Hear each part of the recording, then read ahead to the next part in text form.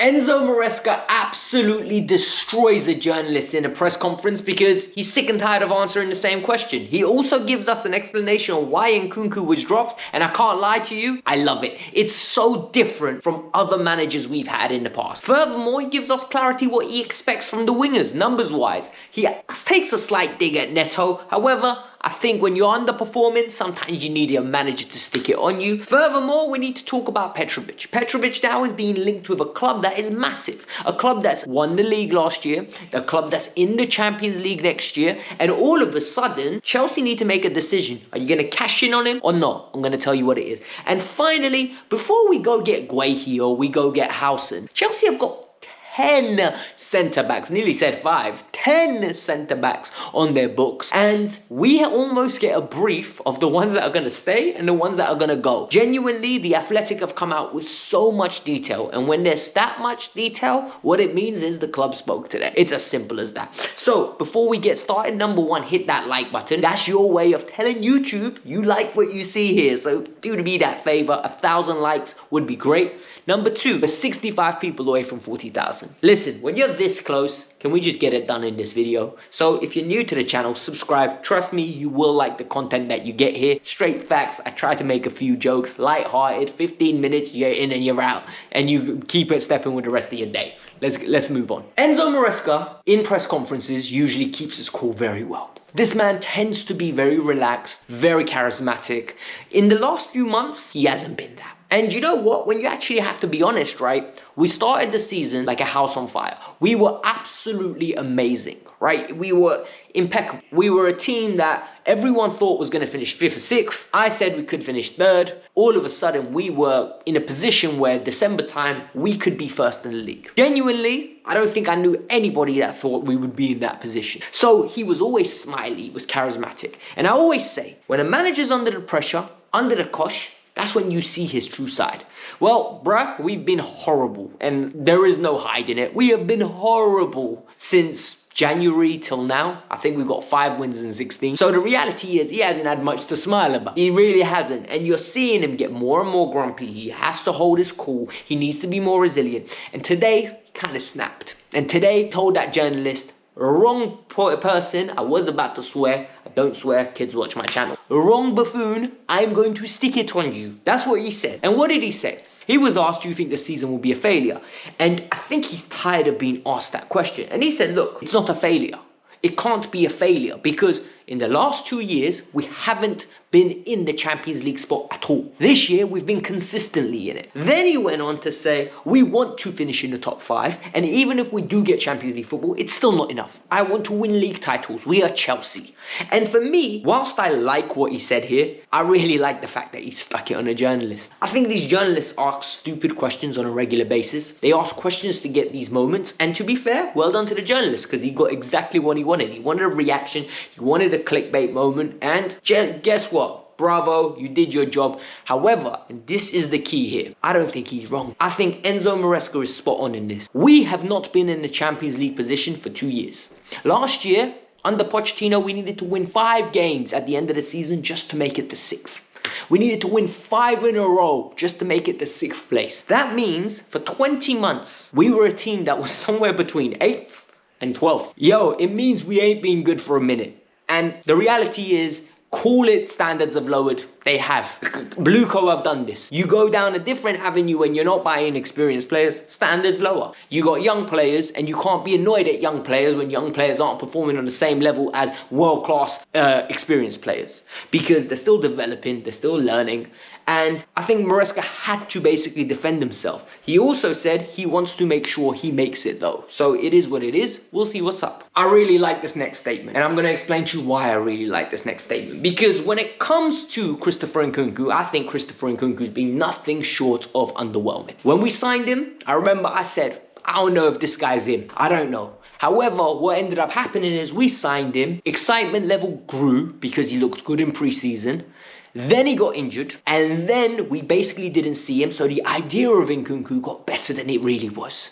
You know, it's like, yo, Nkunku's great, he's gonna change us. He's the finisher that we need. Guys, he's the finisher that we need. I kept on seeing it. Everybody was telling me, he is the finisher we need, Alex. And now, it's got to a position where we're starting to see Nkunku for what he really is. He's not a 9, he's not a left winger, and he's not a great 10. No physicality, no energy, very much wants things done on his in his pace. What happened? Last week he got dropped. Maresca came out and said it was a tactical decision. This week, he gave clarity. He'll be back in the team. He's been training well. However, and this is the key, last week he got dropped because I wanted George on the bench over him. Bravo. Absolutely wonderful. The fact that you can actively come out as a Chelsea manager and say, you know what, I don't care how much we paid for him. I really don't care. It's not my money.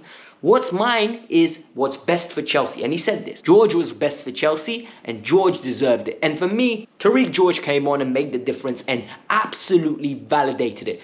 There's this myth, right? Just because someone costs more, he has to play more. I don't like that. I think it needs to be on merit. I think it needs to be on ability. And I think more importantly, it needs to be on the fact. Have you performed for me?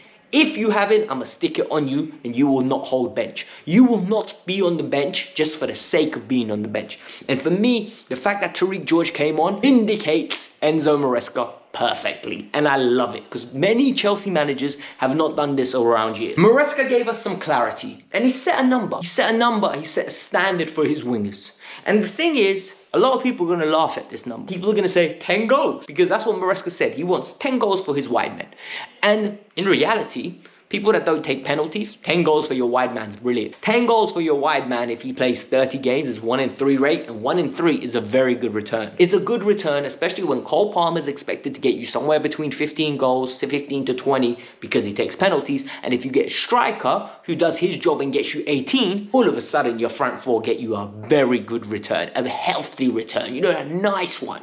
However, our ones aren't doing it, and he's kind of stuck it on Neto because he said, oh, Pedro's got 4. He should be doing better. He should be somewhere in and around Noni. Noni's got 7. Listen, Noni's 7 is inflated, right? Noni got a hat-trick. Good on him. Good on him. But since then, we ain't seen Noni much. So it is frustrating, but we have to praise him.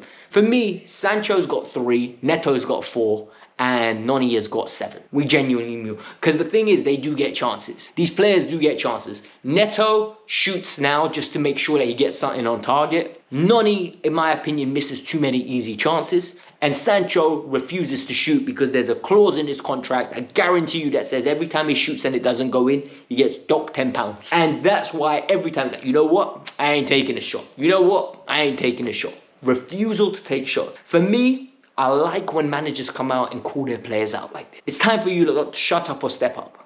If not, the club ain't for you. 10 goals is not too much to ask for. It's a realistic target. And we need them to deliver it. Reports in Germany now are coming out that Petrovic is on a list of a big club. Bayer Leverkusen are interested to make Petrovic their number 1. And this is where it gets very interesting. And I'm going to tell you why it gets interesting. Chelsea have got a decision to make. And this decision could be absolutely massive. And I'm going to tell you why.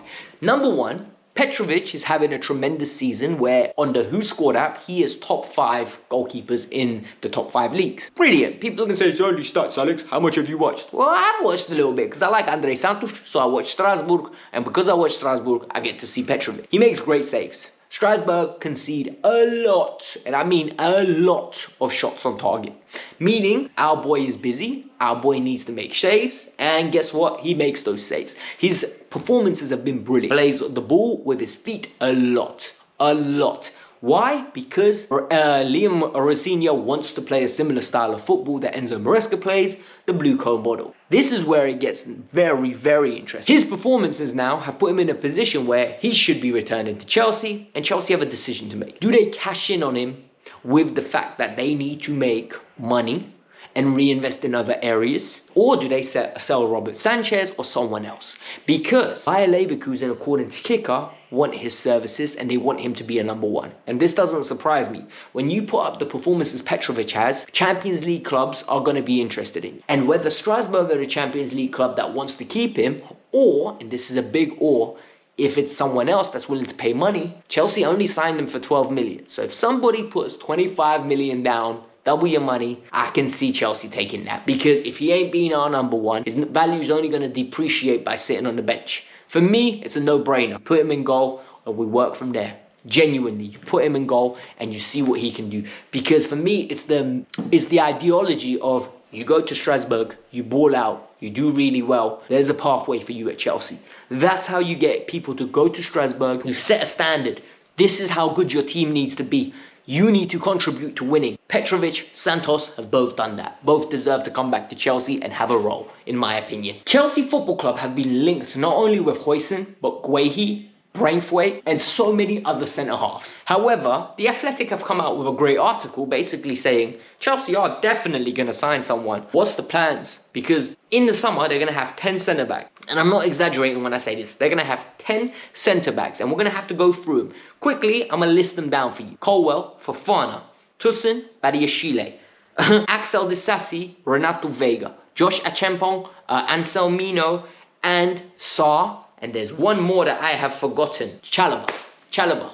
Absolutely mad. We have got 10 centre-backs returning. So what's going to happen? We're going to have that whole same old cliche of we're going to have a bomb squad. We're going to have a main squad that goes on pre-season. Players need to find clubs. And they're going to have to try and move them. This is where it gets very interesting, and this is where it gets a little bit messy. Because The Athletic have come out with a little bit of a story with too much information. And they're very confident in what they're saying, which tells me their sources are good. On this one, their sources are good. Because normally, you get a little bit of grey, you get a little bit, maybe he stays, maybe he goes, we don't know. This time, we're getting definitive answers. And let me tell you what they said. Levi Colwell, we're going to start with him. He's not for sale. According to The Athletic, Levi Colwell's not for sale. Chelsea view him in their plans. Big clubs around Europe want him. They are not interested in getting rid of this player. Makes me very happy. I like Levi Colwell. I think Levi Colwell will be a great centre-half for Chelsea one day. A lot of people don't like him. A lot of people say he's soft. Sometimes he is. He's growing. He's developing. He's 22 years old. You lot would have got rid of John Terry. Genuinely, you lot would have got rid of John Terry. I'm convinced with this. The next person that stays is Wesley Fofana. Fofana stays purely based on the fact that no one's going to buy him. Enzo Maresca loves him.